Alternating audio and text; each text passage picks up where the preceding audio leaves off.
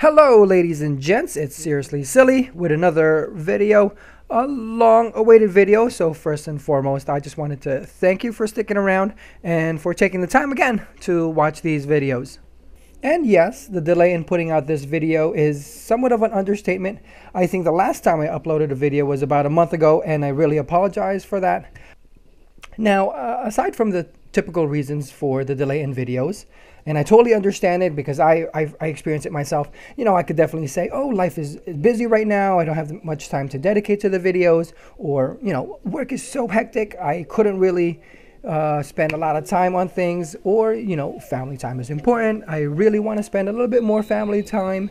But I feel like I should explain a little bit more on this delay. It's something I've been wanting, or have been doing, for the past 3 months. It started sometime late November and involves a little bit of my childhood. So, you know, I was a little embarrassed in even sharing this, but I think, or I believe that many of you can also relate in this whole process. Now, for those that already follow me in Instagram, you most likely already know what I'm talking about. I can't even imagine the first picture that you saw that wasn't paintball related, thinking like, what the heck is this going on? But I just wanted to also incorporate that into the Instagram to just put it out there. I didn't really want to start a whole new Instagram page and just manage multiple pages. I really don't have time for that. So I basically put it up there just to get some exposure, increase the interest, and to basically help me with my end game. One on your right. Now, for many of you still wondering what it is, it's Pokemon cards. I can already sense many of you chuckling while watching this video right now, but I also believe that many of you can also relate to your childhood experiences. Now, this is something that I was really interested when I was younger. I actually caught it in the early days. I started collecting through a coworker who introduced me to Pokemon cards, and I just went a little crazy on that because I had no bills. I had a nice job earning minimum wage and didn't really have many things to be spending on. So I was able to splurge a little bit with this. But anyway, most of the cards I haven't touched in many Two people going, there's nobody years. on the right. They've just been sitting either in binders, in boxes, and I just wanted to thin out whatever I had, some of the collection. So it was basically a whole process trying to figure out what the current cost is. I just didn't want to just put it out there and sell it for what I thought it was. I just wanted to do a little bit more research to see what the going price is. So I either don't rip myself off and I don't rip other people off. So, you know, there's this whole new world that I was never really aware or cared to learn about, and that's with the whole grading, PSA, Beckett, if many of you are familiar with those in that area of trading cards. So that took some time just learning the process, why I should be doing it, why I shouldn't be doing it, what to look out for, if it's even going to benefit me. So basically, that's why. And to be honest with you, I am having a lot of fun doing this whole thing. Number one, it's taking me back to the olden days, the younger days, the more carefree days, and, you know, just reminiscing about the memories of certain cards and playing with them, and, you know, meeting different people, but also getting some of my money back from those investments and seeing how it's gotten so much more popular than I would have thought back then. Now, thinking back on it now, you see anybody on the right? I can't believe how crazy I was in buying packs and trading cards and buying single packs and entering tournaments. But I can definitely understand now with the current trends. You know, I'm not a sneakerhead, but I can somewhat relate to, I can't even say craziness, but the passion. I guess I could say the passion in collecting different things. Whether it be sneakers, you know, team jerseys, hats. I can definitely relate now. And it was definitely great back then. I had no worries. I had no bills. I didn't have to pay utilities, pay a car bill, pay rent.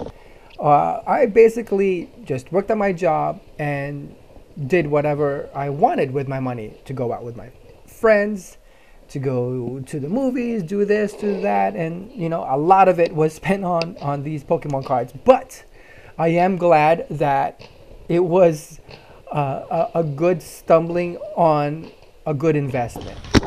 Yeah, I can't really say in all honesty that I purchased the cards with investment in my mind. Back then, I just wanted to have fun and use those cards, meet people, play, and just have a good time. You know, I'm just fortunate that it increased in popularity, and now I can easily or more easily sell my childhood memorabilia to others that who also enjoy them. And it's basically continuing the same feelings I have in the paintball world, as many of you can relate. It's just basically in a different area.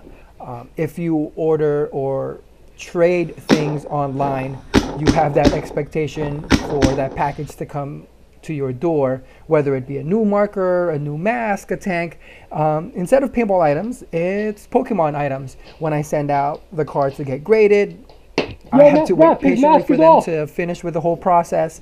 And as soon as I get notification that it's being sent back to me, you know, I have that anticipation. Also the anticipation of seeing what grade the cards got and being able to flip it or sell the ones that I don't want to keep and keep the ones that I want to keep. So basically it's somewhat similar to the paintball stuff, paintball world. It's just a totally different area, I guess.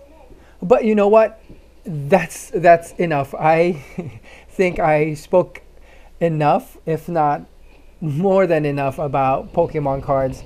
Let's get back to the original purpose of the video, and that's paintball. I think I just might even make a timestamp for the ones interested, not interested in hearing me rant about Pokemon, and straight to the paintball talk, which is right about now. So this paintball video, along with some future upcoming videos, it's going to feature Skirmish USA out in Pennsylvania. This is from my last outing out there. Now, I don't really go too often to Pennsylvania or to Skirmish, mainly because of the distance, but also one of them being the cost. I know some people might be used to it, or they have a membership discount or anything or something like that, but currently on a regular day the price is about $95 a case, or maybe a little bit more. Not exactly sure, but that's one of the reasons why I am unable to go there that often. I do like the fields out there. I wish it was a little bit cheaper so I could head out there a little bit more, and especially since I have family that live less than 15 minutes away. So next time I'm out there visiting, I might find an excuse to head out for 2 or 3 hours to play for a little bit. And this is actually the reason why I was able to play in Skirmish. They were gracious enough to let me play for a couple hours before heading back and spending some time with the family. One thing that I also wanted to highlight in the video is the Skirmish paint. You might not be able to tell on this video, and I was extremely surprised and pleased with the quality of paint, because the paint that I was actually using was from the last time they had the 50% off paint event, and that was probably about a year and a half ago.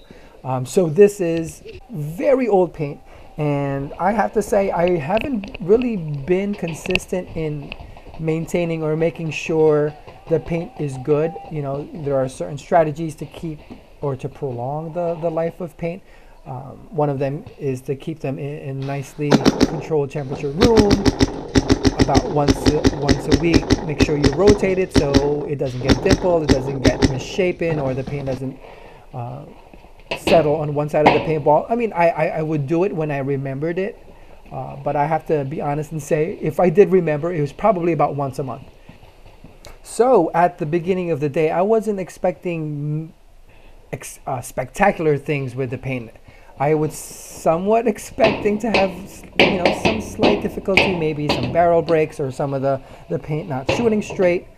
But like I said, I was extremely impressed with how well the paint still shot. As you can tell from the video, it was one of the colder days. We have snow over there, so on top of the weather and it being what 18-month-old paint, it was still fun to shoot. I was still able to still have fun, be able to shoot from far away if I wanted to, or if I was forced to, and I wasn't really forced to go up close to be able to actually hit a person, because those things can definitely have a major impact on how much fun you're going to have. And believe me, I've had days where the paint wasn't so good, and it definitely changed up the whole gameplay.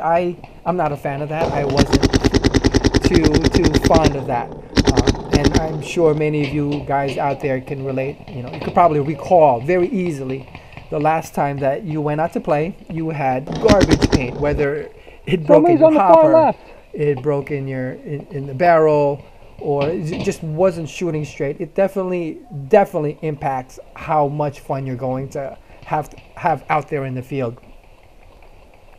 So besides you guys taking the time to share probably one of your best or worst moments in terms of like really good paint or really bad paint, my question to you is, what are your strategies or ways that you keep your paint fresh?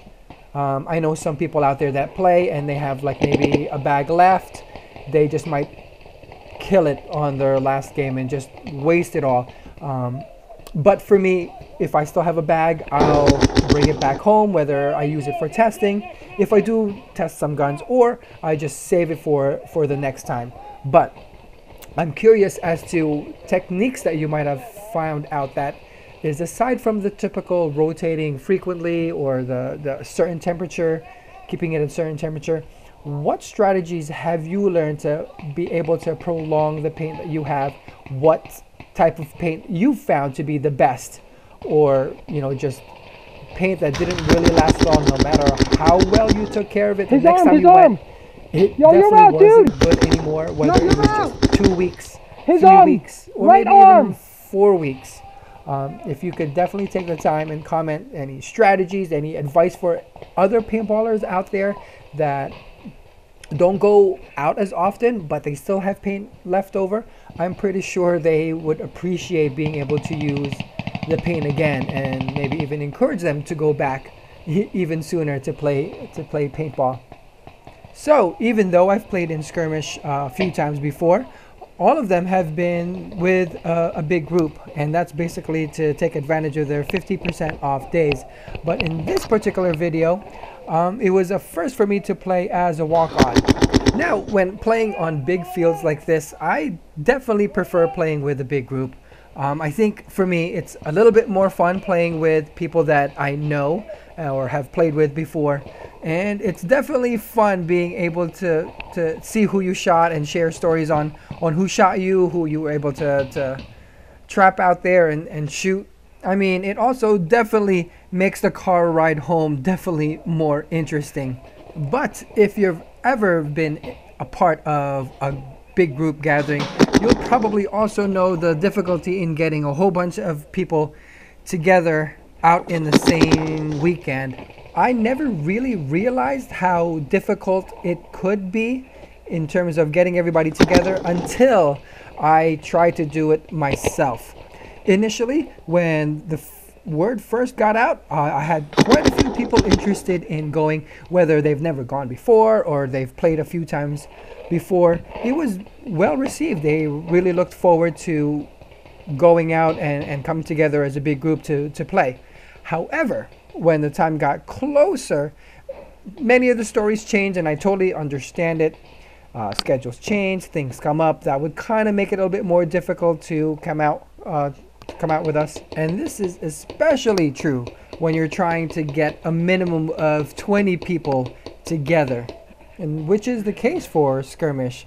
In order to have your own private group, you definitely have to get at least 20, maybe 18. but there is a chance that they might be able to I know, put I a got couple somebody. of walk-ons in your group, which is totally fine. But to be able to play and be guaranteed your own group, All at right, least got for him. skirmish, you need 20. I got on one smaller more. fields, you can get away with 10, 12. So it makes it a little bit easier to get a group out there. And I totally get the idea of making the people who said that they were interested put down a down payment as soon as they think that they were going to go. And I think, and I totally agree with it, I can see it. It definitely makes people more apt to clear their schedule Somebody's or right to through keep the their window. schedule in Watch it. going. And I totally get the idea of Watch out. making the people who All said right, that they watch were it. interested I put got down the left side of the a down bunker. payment as soon as they think that they were going In to the go. mask. And I In the think, chest. I totally agree with it. I can see it. It definitely No? makes people more apt to clear their schedule or to keep their schedule in going.